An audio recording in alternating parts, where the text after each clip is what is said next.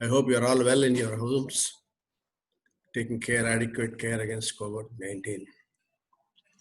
Today we'll be talking about urinary tract infections. It's an important topic affecting patients from neonatal age to the old age, males and females equally, more so in females. And you'll be hearing from your neighbors that they had urinary tract infection. Urinary tract infection is more dangerous when it is associated with comorbid condition like diabetes. Urinary tract infection can be as simple as mild symptoms and subside on its own to cause urosepsis and death due to multi-organ failure. And you had to think about urinary tract infection in very many cases wherein there is unexplained fever and other symptoms without obvious lower tract symptoms. Again, urinary tract is divided into upper tract and lower tract. The upper tract consisting of kidney, renal, pelvis, and ureter, and the lower tract, bladder, urethra. And in male, prostate is also usually infected and is a cause of morbidity than mortality. So you have to learn about urinary tract, and your microbiology classes, you have heard about the organisms causing urinary tract infection, how to establish the urinary tract infection by means of culture and cultural sensitivity, how to catch the midstream specimen of urine for culture, how to collect the urine in case of an infant or a neonate. So all these things should have been taught in your microbiology. Try to refresh those things after this lecture in urinary tract infections. Yes. So when coming to urinary tract infection, you know the magnitude of the problem and the various organs that can be affected. Urinary tract infections are again by non-specific infection organisms causing bacteria causing infections, and specific infections of the urinary tract like tuberculosis and other things. We will be dealing in general with bacterial infections of the genitourinary tract. Urinary tract infection is a term that's applied to a variety of clinical conditions ranging from asymptomatic bacteria to severe infections with septicemia. What is this urinary tract infection definition? The urinary specimen should contain more than 10 to the power of 6 lakhs organisms per ml. Then only it is called significant infection. It is less than that, it is only bacteria. Once again, this bacteria may be asymptomatic bacteria, that is systemic infection. So urinary tract infection, you use the term if the urine culture shows more than 10 to the power of 6 organisms per ml. This urinary tract infection by definition may be symptomatic or asymptomatic. Asymptomatic bacteria is more common in pregnant women and you must be very careful to diagnose this and treat. Symptomatic infections, as I said, can be from mild urinary tract, lower tract symptoms to a major catastrophe including urinary sepsis due to septicemia. Again, urinary tract infection you hear frequently comes mostly in women. They contract the urinary tract infection number of times. The causes are different in the reproductive age group when they are sexually active and then in the postmenopausal age group. So why should this occur? If it is more than 3 to 4 attacks per year, it is called recurrent urinary infection. More so in diabetics with some amount of residual urine. There are certain things, anatomical defects which cause stasis and infection. So recurrent urinary tract infection by definition is infection occurring repeatedly in a woman. This includes usually a negative urine culture report after adequate treatment by antibiotics and infection. After a certain time, again infection occurs within short period by the same organism that has caused the infection earlier or by different organisms.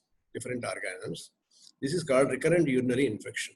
It can be due to the same organism after adequate therapy and a negative culture in between, or infection again occurring with a different organism. They are recurrent infections. Relapsing urinary infection is because of this one only, inadequate treatment that treatment infection doesn't go totally because of inadequate treatment, or even if treated adequately, it may relapse again by the same organism.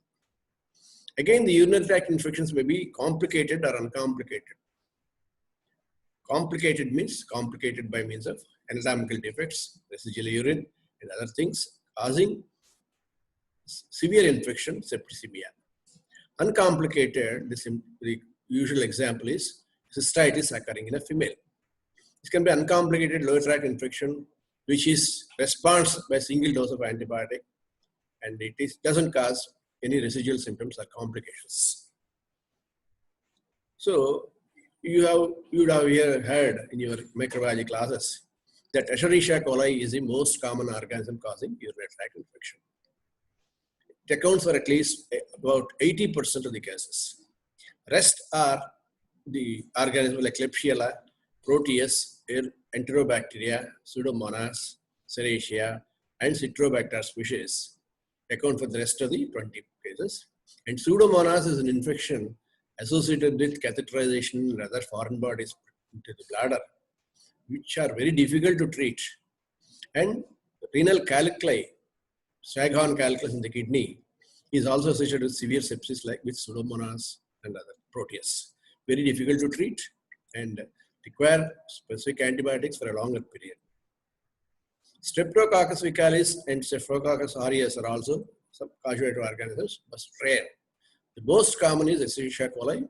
You also see Klebsiella, Enterobacter, and other organisms. Proteus and Pseudomonas occur in complicated urinary infections, hospital-associated infections. You have to keep the age of the patient in your calculation.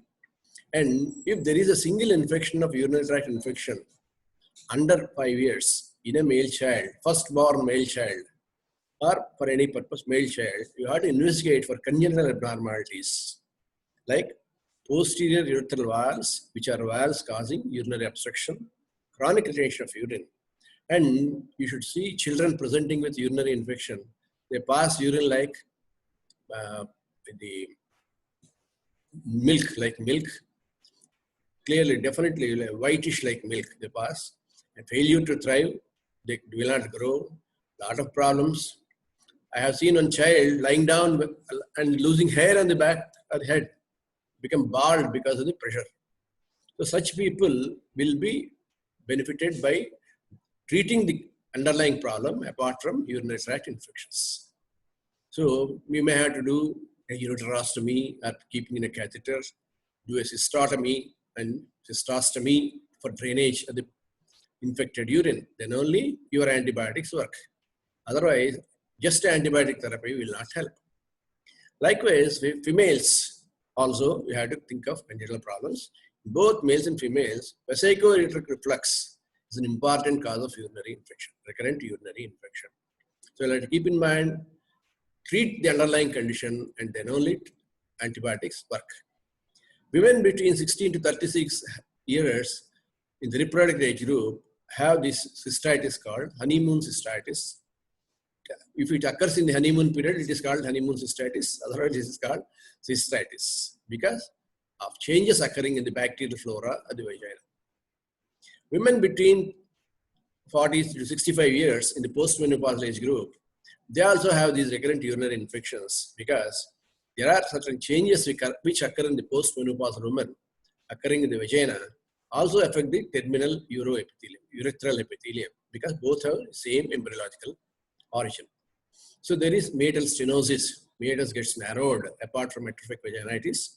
This causes some residual urine and infection. So postmenopausal age group, UTI is very common and you have to keep in mind the possibility of stenosis and diabetes. And in men, usually urinary infection is not common. In women, you can take it that because of the shortness of urethra and very close proximity to the renal orifice, urinary infections are more. But in men, even a single attack of urinary tract infection should be investigated thoroughly. There can be a stone, underlying stone, other foreign bodies in the bladder, and also residual urine due to prostatic obstruction or stricture urethra. So you'll have to keep in mind the possibility of retention, chronic retention of urine as a cause of urinary tract infection. And as I said, unless you treat the underlying cause, the treatment of urinary infection with antibiotics alone will not suffice. Both sexes above 60 increase due to anatomical changes, as I said, in the urinary tract. Upper tract infections are common in elderly, diabetics, and other people with comorbid conditions. And this acute pyelonephritis is a term used to the inflammation of the kidney and the renal pelvis. This acute pyelonephritis is a very serious condition. Unless you treat properly, it can lead to formation of renal abscess, and that can burst, cause perirenal abscess also. So this is a very important thing, and you have to diagnose it completely and treat it. And these patients may also require a drainage of the renal pelvis if there is infection by means of a stent placed. Ureteric stent placed helps in the drainage of the pus. And if there is not a pus around already, you may need to do a nephrostomy, percutaneous nephrostomy also. There is an abscess for drainage. So this is a complicated infection and you have to treat them properly. And if you diagnose it early, it may respond to your antibiotics also. Pyonephrosis refers to bacterial infection of hydronephrotic obstructed kidney. This also requires a diversion and antibiotic treatment. Chronic pyelonephritis is a result of repeated urinary infections leading to scarring and atrophy, and a major cause for chronic renal failure requiring renal replacement. Emphysematous pyelonephritis is another upper tract infection in a necrotizing infection characterized by presence of gas within the renal parenchyma and perinephric tissues, occurs mostly in diabetics. This is also a life-threatening infection. Unless you treat properly, patient may go in for urosepsis. Xanthogranulomatous pyelonephritis is another chronic bacterial infection of the kidney, almost always, which is hydronephrotic and obstructed. So these are certain upper tract infections which are very important. So what is acute pyelonephritis as I defined? Inflammation of the kidney and renal pelvis. Clinical presentation with the severe fever, high fever with chills and rigors, and costovertebral tenderness in the renal angle. There can be accompanying lower tract symptoms as well because entire urinary tract may get infected, like dysuria, frequency, and urgency. This is because of the total involved pan urinary tract infection. And it may end in a pyonephric abscess, renal abscess, perinephric abscess, and urosepsis with shock. These are the complications of acute pyelonephritis. But the most common we are seeing day in, day out are lower urinary tract infections. Most common in women less than 50 years of age group. As I said, more in reproductive age group and also in the post-menopausal age group. And in pregnancy, specific infections, pregnancy is also very important. It's often associated with upper tract colonization with bacteria also. The complicated infection causes loin pain, pyrexia, rigors, and malaise. This uncomplicated should read.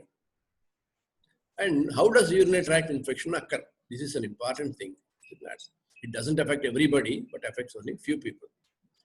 Periurethral bacteria ascending into urinary tract. This is one of the important things, more so in females, where the pH of the vagina alters and in the reproductive age group. And the very close, short urethra is a very short urethra, and vaginal colonization with bacteria occurs due to the close proximity of the anal orifice. This colonization, after colonization, bacteria ascend into the urinary tract to cause cystitis and other problems. This is one of the important routes of spread. Hematogenous spread occurs also in the neonates and also in acute pyelonephritis, which is hematogenous. Lymphogenous through colonic lymphatics. Colon contains bacteria. So these bacteria can ascend through the colonic lymphatics and cause lymphogenous spread for the urinary tract. As if you remember, I told you the chyluria is due to a obstructed lymphatics, retroperitoneal lymphatics breaking down into the urinary tract. Like that, it also infects the upper tract. direct extension from adjacent organs. This is an important when there is a diverticulum, colonic diverticulum and diverticulitis, abscess formation. Bladder is very close to that sigmoid, and that can extend directly from this, and sometimes it may rupture and cause a fistula also. So such thing is very common in diverticulitis and malignancies. Bacterial adhesions and colonization, this is the pathogenesis I just told you earlier. Bacteria gets adhered due to colonize to cause significant infection by ascent. Cystitis is an important thing, which is very rare. You see day in and day out, women complaining of severe burning micturition, frequency dysuria, and sometimes they may be afraid to go to the toilet because of the pain it produces and burning it produces. And it causes a lot of disturbance in work and all. They present with frequency, urgency, suprapubic discomfort, dysuria, and cloudy offensive urine. This cystitis, one variety is honeymoon cystitis, wherein married women, the lifestyle changes, and due to the intercourse, there can be severe symptoms of cystitis. That's why it is termed as honeymoon cystitis. Cystitis occurring in honeymoon. Causes are very many, but the important thing, advice you give to women is to maintain personal hygiene and take a lot of water and urinate just before and after sexual intercourse. That's the advice I can give to a young woman who is very afraid of the married life with the honeymoon cystitis occurring. So these are the symptoms of cystitis. So this can be an isolated infection, single episode, and it's really complicated. As I said, it may respond to a single dose of antibiotic therapy also. And how many days you should do therapies? Single dose, 3 days, 5 days, 2 weeks. That depends on the extent of treatment. I mean, the nature, age of the patient, and the nature of infection and severity of symptoms. Then, the recurrent infection is also common in women because of the things we have discussed earlier. Predisposing factors like bacterial resistance to antibiotic you have used. So initially they may respond, but later on the infection may continue in spite of your antibiotics. So you don't recognize, and then that again comes back. Asymptomatic bacteria is also common in women in pregnancy. Always investigate repeated attacks of urinary tract infection in women, and in a single attack of infection in men and children. This you should remember lifelong. Because urinary tract infection is such a common thing. If you neglect it by giving antibiotics alone, then it may lead to a lot of complications. I've seen children being treated with urinary antibiotics. Girls, it's okay, but boys, you should very seriously think about underlying congenital problem. If you don't treat, that may lead to severe consequences. So always remember, urinary tract infection may be common in girls and women, but never in men and male children. First-born male child is more prone for congenital anomalies of the urinary tract. As I said, infection in males, children, you have to see for urinary tract congenital abnormalities. Infection in pregnancy is a very important factor which may lead to fetal wastage if you don't treat it properly. Asymptomatic bacteria is very common, twice as common as symptomatic infection. Single uncomplicated infections you can treat with antibiotics after urine culture, but there are certain antibiotics we should not give, only which are we should not cut fetal abnormalities, only you have to give. All antibiotics are not to be given in pregnancy. You have to give ampicillin group of drugs or simple drugs. You should not give chloramphenicol, streptomycin and other drugs. Gentamicin people usually give for these things. So you should select the antibiotics. It doesn't have side effects on the fetus. And if they don't respond to normal oral antibiotics, you have to do intravenous therapy and an ultrasound scan to see the status of the fetus also. Any urinary tract infection with fever is treated with injectable antibiotics. If patient doesn't have fever, but only frequency dysuria and all things, can give an oral antibiotic and an antibiotic. But if the patient presents with severe fever with chills and rigors, always an intravenous antibiotic should be given to bring down the infection. So we have discussed about urinary tract infection, causation, pathogenesis, and the organisms. Predisposing factors also you should keep in mind. Bladder outlet obstruction leading to inadequate drainage and significant amount of residual urine. Bladder diverticulum, which also stores infection for long, and antibiotic therapy may not be much used if there is an obstruction, something like that. Neurogenic bladder dysfunction also is very common in paraplegics who cannot void on their own. A lot of urinary catheters kept for a long period. So this catheter-induced urinary infection is very common in neurogenic dysfunction of the bladder. And decompensation of detrusor is another myogenic failure where bladder cannot contract effectively. Once again, leads to a lot of residual urine in the bladder. And calicless foreign body or neoplasm also may present with urinary infection. A bladder cancer can present with hematuria and fever only, symptoms of urinary tract infection. In the presence of hematuria also is taken to be due to severe urinary tract infection. Severe urinary infection also can have hematuria. So this takes away your attention to consider only urinary tract infection as the cause. So calicless, small vesicle calicless, foreign body or a neoplasm can cause, itself can produce symptoms, or secondary added urinary infections also can be there, these predisposed infections. Incomplete emptying of the upper tract. As I said, in pregnancy, there is dilatation of the pelvic system and due to the pressure of the uterus. So there can be a dilated system, or there can be associated lesions like a non-pregnant woman. Vesicular reflux, all these things are predisposing factors.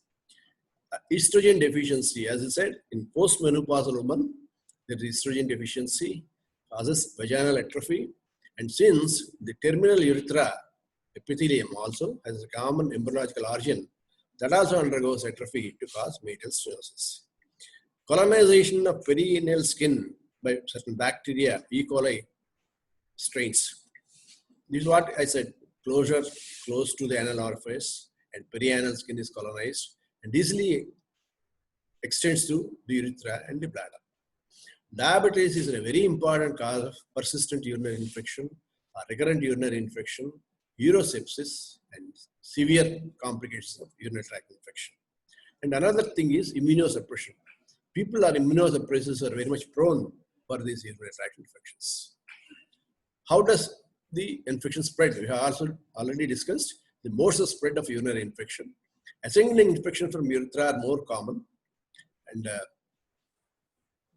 urological intervention, foreign bodies which are produced into the bladder, if they are not sterilized properly, they can cause urinary infection.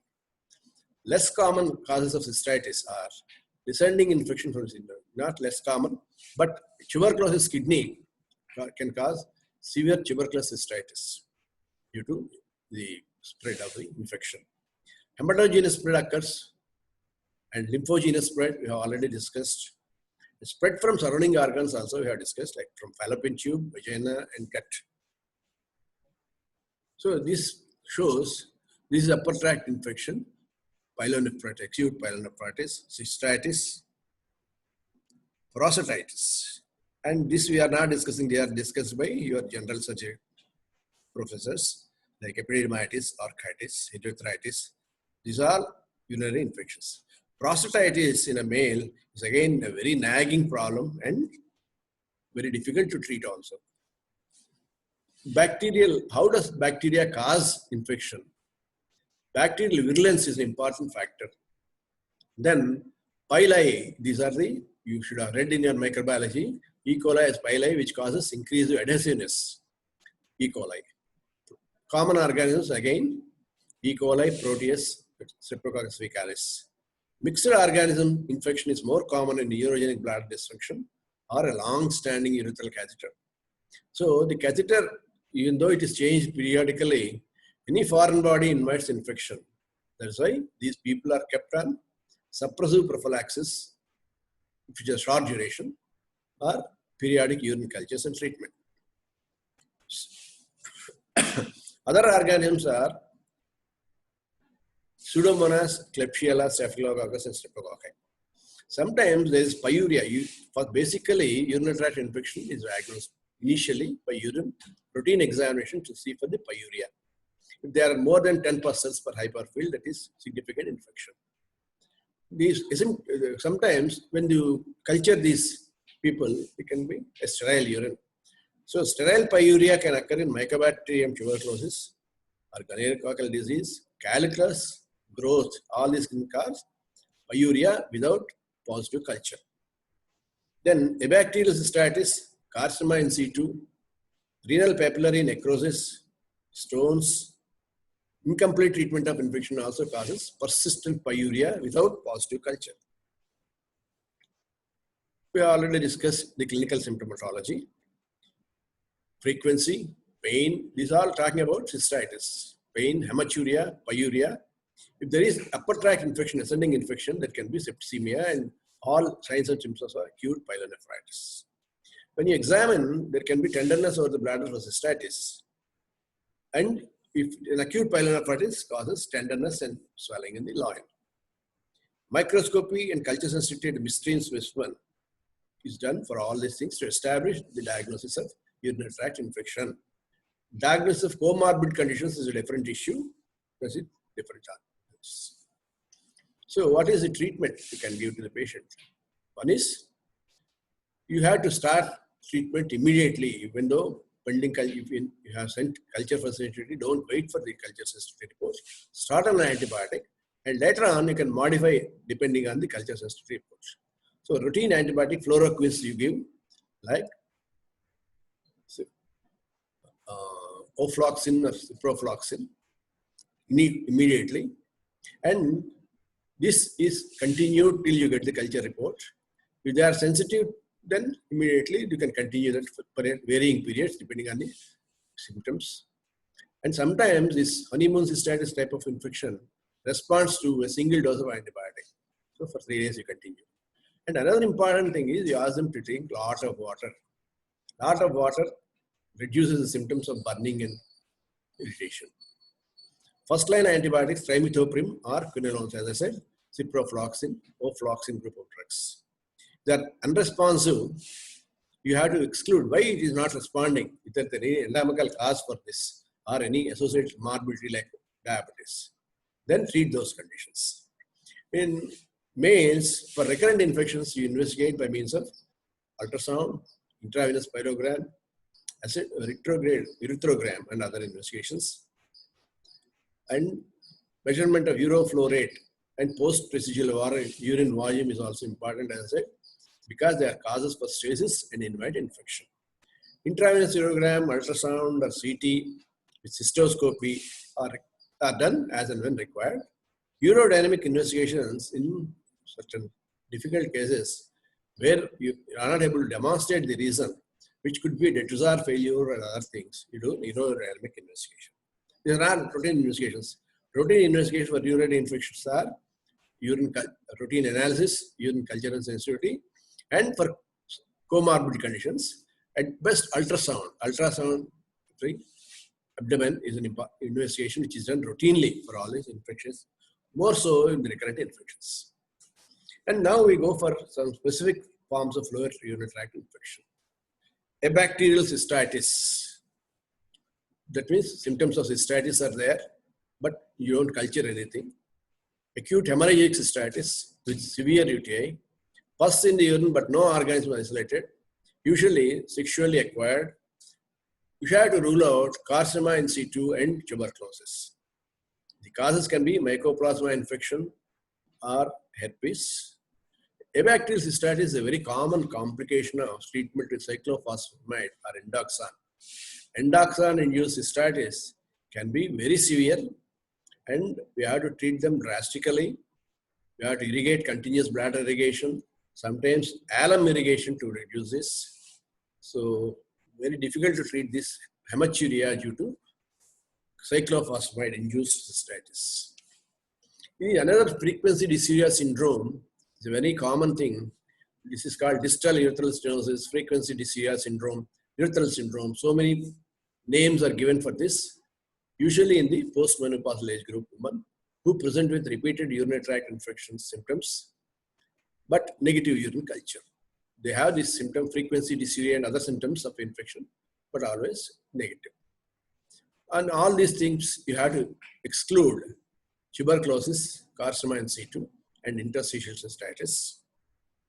Treatment is only general measures to improve hygiene.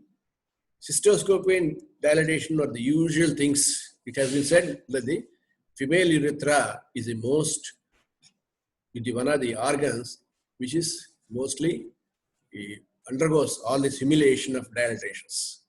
Frequent dilatations and cystoscopy are done for frequency dysuria syndrome in elderly. Urethral dilatation on the presumption that there can be a urethral stenosis in the postmenopausal age group. But on repeated dilatations, urethra becomes rigid like a tube and the symptoms do not respond. So then you have to investigate and then give definitive treatment or reassurance and treatment of urinary infection when it occurs or alkalizing the urine. These are the things which are given. Tuberculosis infection is very common. It used to be very common. When we were students, we used to see in all cases many number of tuberculosis infection, not only kidney and bladder also. Bladder in tuberculosis becomes so small, like a thimble bladder. It is called a thimble bladder. So the thimble bladder means size of only this, capacity may be only 50 to 60 cc. So just imagine the frequency, urgency the woman usually affects women undergo, apart from the effects of tuberculosis infection as such. So this is usually secondary to tuberculosis. Primary bacterial infection, tuberculosis, cystitis, bladder doesn't occur. It is usually secondary to tuberculosis. Tuberculosis of the kidney comes down, there's ureteritis and then cystitis. Can also go to prostate. So presentation may be with bladder symptomatology, but once bladder symptomatology is there, you suspect tuberculosis infection, you have to investigate the entire urinary tract. The tuberculosis infection starts around the ureteric orifices or the trigone. Initially, there is pallor of mucosa due to submucosal edema, and later on, tuberculosis develop. There is fibrosis, reduced bladder capacity, and a thimble bladder. So the whole bladder contracts and becomes like a thimble, capacity being 50 to 60 cc only. You see here, this is the bladder. Normally, bladder entire occupies the entire thing. There is some amount of reflux into the ureter also. Tuberculosis ureteritis, if it occurs, there can be reflux also. So this shows some amount of reflux, and this is a contracted bladder. Response to anti-tuberculosis treatments. But whenever you give anti-tuberculosis treatment, the heals by fibrosis. So there can be further contraction of the bladder capacity. And you may need to address this reduced bladder capacity at a later date. If the treatment is by anti-tuberculosis treatment and it doesn't respond and it continues to throw the tuberculosis organism down through the ureteral bladder, you may consider nephrectomy as a treatment. But you have to remember, you cannot just do nephrectomy like that. The bilateral affection could be there, and you have only 2 kidneys to remove. Otherwise, you cannot remove. You have to give renal transplantation. So what we do is, after anti-tuberculosis treatment, the bladder contracts, the symptoms of dysuria, and they do not respond. Then you will have to do a bladder augmentation. You will increase the capacity of the bladder by augmentation. Augmentation by using an ileum, sigmoid colon, or whatever it is, intestines. Using intestine, you cut the bladder and put it as a detubularized segment to augment the bladder capacity. Of course, when you use intestine, there will be mucus in the urine for a while. Later on, that also comes down. So that is called augmentation, bladder augmentation. So these are the cystoscopic appearance of tuberculosis. See, these are the tubercles, whitish tubercles, pallor of the mucosa, and there is ulceration here and tuberculosis formation. And you have to remember when you are doing cystoscopy that the bladder is very friable and you can easily perforate the bladder. So you'll have to be very careful. The capacity of the bladder is very small. If you over distend it, that may cause hematuria, and sometimes through per instrument, they can rupture also. So this is how you diagnose tuberculosis and then investigate entire tract and give anti-tuberculosis treatment. But the bladder, the treatment for this thing is only symptomatic treatment or mild distension, hydrostatic distension, ultimately bladder augmentation. Interstitial cystitis is another disease which affects entirely the female. Once again, the symptoms are very severe and patient may become psychotic with this disease of interstitial cystitis. You investigate for the cause, you don't find any cause, and then normal cystoscopy, it may look normal, but you over distend the bladder, then there may be crackling and some bleeding. That's how it is discussed. And is also given the name of Hunner's ulcer. The symptoms are frequency. First symptom is frequency. And pain is relieved by micturition. When the bladder discharges, there is severe pain. It is relieved by this micturition. Aggravated by jarring or over distension of the bladder. Because and there is hematuria. There may be pyuria, but culture is negative. So symptoms of frequency, dysuria, hematuria, pain relieved by urination, and microscopy, pyuria, but no absence, no culture positive. And cystoscopy shows normal bladder, but when over distended, it shows some ulceration and crackling. Etiology is not known. This is a chronic pancystitis with infiltration with lymphocytes and macrophages. We take a biopsy, it is seen. Fibrosis of vesicular musculature, areas of vascular atrophy of epithelium, ulceration at the fundus. That's why you will not see normally. When you see cystoscopically, you see the trigone, ureteric orifices, lateral wall and all. So ulceration occurs in the fundus. Or distant, then that is seen. Severe cases, bladder capacity may become down to 30 to 60 ml also like tuberculosis. You should check urinary cytology for malignancy and biopsy the mucosa to exclude underlying neoplastic disease and tuberculosis. So, sometimes this information also may include trigone, urethra, and the peritoneum also, extend to the peritoneum. Cystoscopy carries a linear bleeding ulcer in the fundus, which is Hunner's ulcer. Treatment is very difficult and unsatisfactory. Without hydrostatic distension, as I said, hydrostatic distension of the bladder, you maintain, gradually increase the capacity to. How do you know the capacity of the bladder? When you introduce a cystoscope or a catheter and introduce saline. Once the saline comes by the side of the catheter, that means you have achieved the volume of the bladder which it can accommodate. Because over distension invites detrusor contraction and it is urinary comes out. So gradually increase the volume, hydrostatic distension, and certain intravesical drugs are given like dimethyl sulfoxide, heparin, oral ranitidine, steroid therapy. See, so many drugs which are not specific. That means satisfactory treatment is not there. Severe disease, if patients cannot tolerate, become psychotic and all, then once again, bladder substitution or urinary diversion, cystectomy are advised. But these are all rare things. Alkaline encrusting cystitis is another type of cystitis can occur. Rare, usually occurs in elderly women. Urea splitting organisms and phosphatic encrustations of bladder mucosa occur. Symptoms of chronic UTI, they are always present with frequency dysuria syndrome. In plain X-ray, you see the bladder outline, which is seen because of the encrustations. And removal of encrustation by irrigation and appropriate antibiotic therapy will give some relief to the alkalizing cystitis. Cystitis cystica is another type of chronic inflammation. The person's surface epithelium and with minimal minute cysts filled with clear fluid. More abundant on trigone, cystitis cystica. You see on cystoscopy, small bulb-like things which contain severe fluid. Again, the treatment is symptomatic only. Schistosomiasis is another one, very important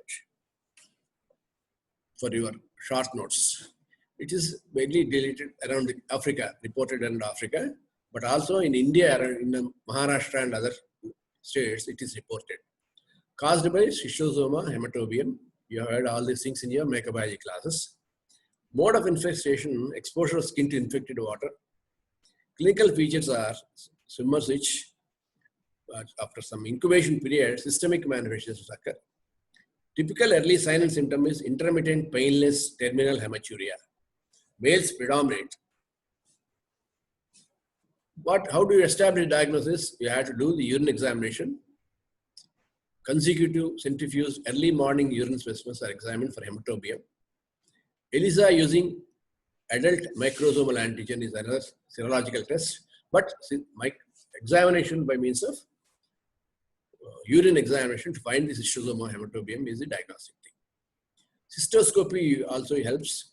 Bilharzial tubercles, nodules, sandy patches, ulceration, fibrosis, granulomas, papillomas, and ultimately, as we have already said, squamous carcinoma cannot be there because of the schistosomal infestations. What usually you see is the calcification of the bladder wall. That's the thing which is seen on investigation, apart from urine demonstration of schistosoma hematobium in the urine. Treatment is praziquantal in 3 doses, 20 milligrams per kg, 4 hours apart. So these are once again cystoscopic examination of tuberculosis in schistosomiasis. Schistosomiasis, tubercles occur, small growth-like thing.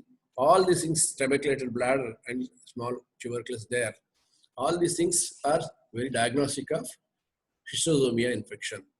In other parts, the differential diagnosis is tuberculosis. So we'll have to differentiate between schistosomiasis and tuberculosis by investigations. Then definite treatment is possible. These are complications of schistosomiasis. X-ray. This is X-ray, wherein you see here there is calcification of the bladder wall. Entire bladder wall is calcified. So this happens in schistosomia infection. And another one, alkalizing and cystitis, encrusting cystitis we have said, but this may not be much. But in schistosomiasis is very typical. The submucous deposits of the schistosomia and calcification leads to this appearance of entire bladder wall getting calcified. So this can be complicated by urinary calculi. Stricture, like tuberculosis, this also cause same symptomatology like ureteric strictures, prostate hematocyclitis, fibrosis of the bladder and bladder neck, bilharzial urethral strictures, squamous cell carcinoma of the bladder. These are the complicated schistosomial infection. So you have to know about schistosomiasis because it is also reported in India in certain states of Maharashtra. And this is a very common, important differential diagnosis for tuberculosis occurring in our country. Treatment is definitive with the specific drug available for schistosomiasis. The diagnosis should be established by, once again, you have to think about this possibility of schistosomiasis. So you have to think about that. See urine examination and serology. Cystoscopy, typical appearance of tuberculosis and other things. And in X-ray, there is entire bladder wall gets calcified. You have to see it, then treatment. So this is regarding infections, non-specific infections by organisms. We are not discussing about tuberculosis. Then another important thing for you is a chronic pyelonephritis. This was given as a short note, and I was asked by the Professor HOD surgery to read this also. Chronic pyelonephritis is important because it's an important cause of chronic renal failure requiring renal replacement therapy. So recurrent infections of the parenchyma leads to the destruction of the kidney, inflammation, interstitial inflammation, and renal failure.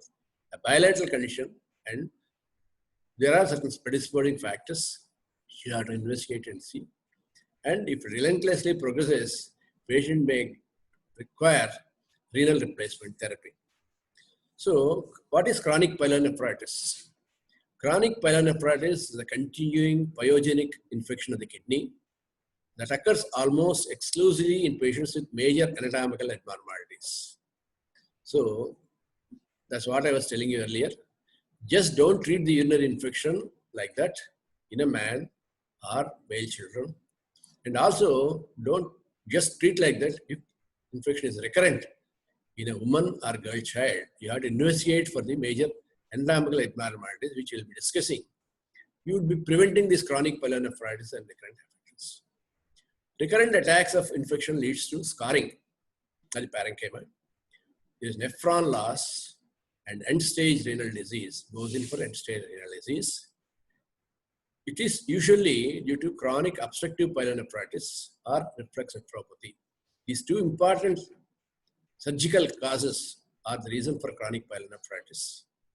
Sometimes they may not be there, but possible diabetes invites infection without any anatomical abnormalities. Chronic infection and diabetic also can cause chronic pyelonephritis. But the two things are treatable surgical problems, which if identified earlier, can prevent renal loss. See how the kidney in chronic pyelonephritis is very contracted kidney, small contracted kidney with loss of corticomedullary differentiation. This is how it looks like. So you can prevent this by understanding the disease and treating. Chronic pyelonephritis is common in infants and children because of the reflux. What is reflux? Normally, urine comes from renal pelvis down the ureter into the bladder. The urine in the bladder doesn't go back into the kidney by means of natural mechanisms, but a sphincter there, and by these natural defenses, urine doesn't go back into the kidney. But in certain conditions involving the uterovesical junction, urine goes back into the kidney. Initially, there is a water hammer effect because of the increased pressure on the nephrons. Later on, if there is infection, which is severe causes severe infection and loss of tissue. This condition is almost 3 times as common in women as in men. So this you have to keep in mind. Children with congenital abnormalities of the urinary tract are very much prone for chronic infection. Urogenic bladder due to obstruction and infection. Urogenic bladder causes infection. Retention causes infection. This is another important cause. But the problem is, majority of these people remain clinically silent until the symptoms of advanced renal insufficiency appear. As I said, it is due to the problem of the doctor as well as the patient. Patient may not give importance to symptomatology, and if the doctor doesn't keep it in mind, the possibility, it will be treated like an infection or some mild symptomatology without investigation. Even if you want to investigate, patient may feel that is unnecessarily their doctor is investigating me and they may not get it done. Ultimately, they present in chronic renal failure. Fever, flank pain, malaise are the presenting symptoms. There can be hypertension, symptoms of renal failure like tiredness, anorexia, nausea, and headache also may be there, presenting in the late stages. Initially, there can be fever, flank pain, and malaise. Frequency of micturition, dysuria, and anemia due to unsuspected renal impairment. Renal insufficiency causes anemia. So all these things can be the presenting symptoms, which are quite non-specific. And unless you think about the problem, you may not be concentrating on that. So if you investigate, there is proteinuria, but it is less than 3 grams daily, or continues to lose protein. Cas are not present, but white cells are plentiful. Pyuria is there. E. coli, Streptococcus vicaris, Proteus, or Pseudomonas may be found on the culture of the urine. So this is if you investigate. That's why we in urology OP in KGH, when I was working there, we used to culture every patient who comes around about 40 years of age. We used to do those things. Diagnosed by urine analysis, which shows pyuria. Intravenous pyelogram, you see here, intravenous pyelogram, see, contracted kidney, dilates the calcium system. Once parenchyma contracts, the system calcium dilate. Ultrasound also gives actually size, anatomical size of the kidneys, which are contracted kidneys. And here, intravenous pyelogram shows contracted kidney with destruction of the parenchyma. Urine analysis shows pyuria. Renal function test, unless there is loss of 75% of the kidney function, It may not be raised in serum creatinine because once it is so, overall renal function is taken into consideration. In renal function, studies like blood urea nitrogen, blood urea, and serum creatinine are these done to estimate the amount of renal failure. Urine culture may show the organisms mentioned already. And electrolyte panel shows sodium and potassium are done to know the effects of renal failure. MRI abdomen is only to study the anatomical details, but not a routine investigation. Voiding system ultrasonography is an important investigation mode in children because, as I said, uretrovesical reflux is an important cause of this abnormality, this disease of chronic pyelonephritis leading to renal insufficiency. Renal biopsy also ultimately diagnoses chronic interstitial nephritis. Chronic pyelonephritis is also chronic interstitial nephritis. DMSA renogram, in case of, is done for reflux, psychiatric reflux, to know about the scars of the kidney. How usually the upper pole gets scarred. So you know the scarring of the kidney, the functional nature of the kidneys. So reflux nephropathy, as we were discussing, reflux nephropathy is the commonest cause of chronic pyelonephritis. It results from superimposition of UTI and a congenital vesicoid reflux and intrarenal reflux. When there is high pressure, there is intrarenal reflux also, along with the tube use and other things. Reflux of urine up to the ureterus during micturition. Reflux occurs during micturition. There's various grading of the vesicular reflux, but you should know, normally urine doesn't reflux. There is an anatomical abnormality and congenital abnormality. Urine refluxes up to the renal pelvis and also affects the renal nephrons. Manifest in early childhood. The coincidence of reflux according to sex is equal in infancy. But after the infancy, both pyelonephritic scarring and reflux are far more common in females. Infection is the likely cause of progressive scarring in females. We were discussing previously that initially there is a water hammer effect, subsequently urinary infection, and almost loss of kidney parent. So that's why equal incidence of reflux may be there in female children, but in female children, infection is more common and drastic changes occur. The another cause is chronic obstructive pyelonephritis. Reflux pyelonephritis and obstructive pyelonephritis are causes. Obstructive outflow of the urine at different levels predisposes to kidney to infection. Recurrent episodes of such obstruction and infection result in renal damage and scarring. Rarely, recurrent attacks of acute pyelonephritis can lead to renal damage. It can be bilateral, as with congenital abnormalities of urethra, posturethral valves, or it can be unilateral, as in calliculi or tumors.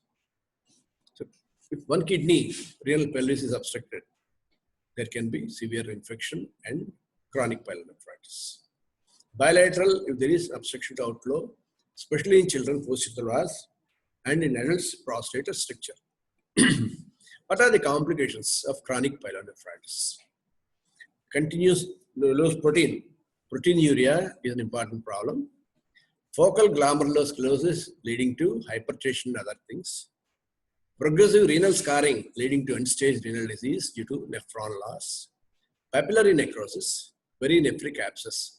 The infection is more. So how to treat this chronic pyelonephritis? As I said, keep it in your mind and investigate for these things, and then you can treat. Antibiotic therapy. As I said again, antibiotic therapy in the presence of anatomical abnormalities may not be that useful unless you treat the original cause. So antibiotic therapy, depending on the cultural sensitivity, and antibiotics, all antibiotics cannot be used in renal insufficiency. So again, you have to choose the urinary antibiotic with very clarity in mind and dosage titrated based on serum creatinine values. Relieve the obstruction, that's the important thing. If it is kidney is obstructed as an acute pyelonephritis, put a stent. If it is bladder, put a catheter. Like that, you have to relieve the obstruction at various levels, occurring at various levels by means of appropriate measures. For bladder, simple catheter may be sufficient, or we may require suprapubic cystostomy. For kidney, A simple stent may be effective, but you may need to do a percutaneous nephrostomy. Analgesics for pain relief. The role of surgical correction of esoteric reflux remains uncertain in adults, but in young children, it is very useful because it prevents infection. But meticulous control of infection appears to prevent progressive scarring. That's the initial stage of reflux. You don't advise surgery. You treat conservative management by suppressive antibiotic prophylaxis, thinking that this congenital problem may correct itself, right, as child grows. But you have to keep in mind the possibility of continuation and drastic effect it produces over kidneys, and then follow the patient meticulously and then treat. Surgical treatment for this is indicated only when disease is confined to one kidney. Patients with end-stage renal failure to require renal replacement therapy. Nephrectomy or partial nephrectomy only if the disease process is affecting single kidney or a part of the kidney. Because the continued infection is prevented by removing that portion of the kidney which cannot be treated medically by antibiotics, and it is a reservoir of infection. It becomes a reservoir, then if you remove it, reinfections are not very common, and you can prevent chronic pulmonary hepatitis first stage. As I said, nephrectomy or partial nephrectomy only is a unilateral disease affecting a portion of the kidney. You have only two kidneys. You have to remember that.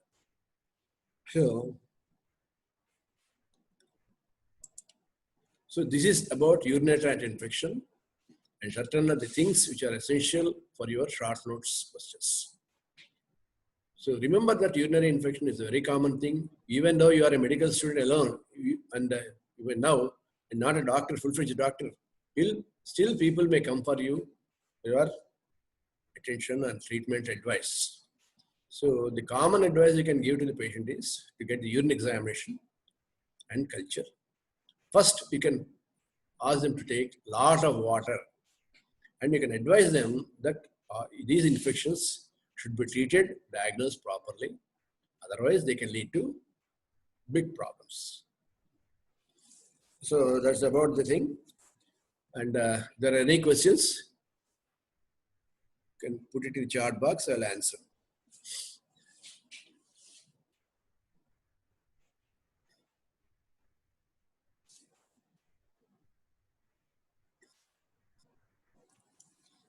What can be common long-term complications after bladder augmentation? Why you are concerned about bladder augmentation? Read about cystitis and other problems. Bladder augmentation is a major procedure which is for the postgraduates, not for undergraduates. Anyway, since you are asked, I'll tell you, bladder mucosa is urothelium. Whereas intestines, bladder augmentation is done usually with intestines, colon or small bowel. The mucosa is a foreign to the bladder mucosa. So it produces, important problem is mucus. Mucus in urine. Patients can develop retention of urine. You are only making a part of the bladder with intestines. So the complications are different when the entire bladder is replaced by bowel. This only causes severe mucus in the urine. So you have to alkalize the urine, and sometimes you can even ask the patient to have self-intermittent catheterization. If the mucus blocks the outflow, there can be retention. So patient can have clean intermittent catheterization and alkalize the urine.